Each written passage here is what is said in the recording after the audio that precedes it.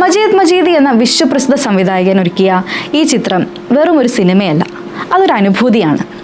ഇറാനിലെ സുന്ദരമായ മലനിരകളും കാടുകളും പശ്ചാത്തലമാകുന്ന ഈ ചിത്രം മുഹമ്മദ് എന്ന 8 വയസ്സുകാരൻ്റെ കഥയാണ്. മുഹമ്മദിന് കണ്ണ് കാണില്ല, പക്ഷേ നമ്മളെക്കാൾ വലിയൊരു കാഴ്ച അവനുണ്ട്.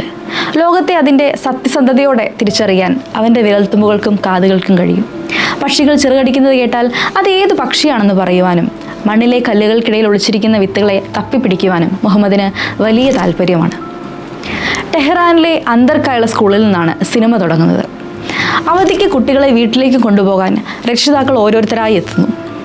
എല്ലാവരും പോയിട്ടും മുഹമ്മദ് മാത്രം തനിച്ചാകുന്നു. ആ കാത്തിരിപ്പിനിടയിൽ ഒരു മരത്തിൽ നിന്ന് താഴെ വീണ കുഞ്ഞു പക്ഷിയെ അവൻ തപ്പിപ്പിടിച്ച് കൂട്ടിനുള്ളിൽ തിരികെ വെക്കുന്നൊരു രംഗമുണ്ട്. തൻ്റെ പരിമിതികൾക്കിടയിലും മറ്റൊരാളെ സഹായിക്കാനുള്ള ആ കൊച്ചു മനസ്സ് എത്ര വലുതാണെന്ന് ആ ഒരൊറ്റ രംഗത്തിലൂടെ നമുക്ക് മനസ്സിലാകും.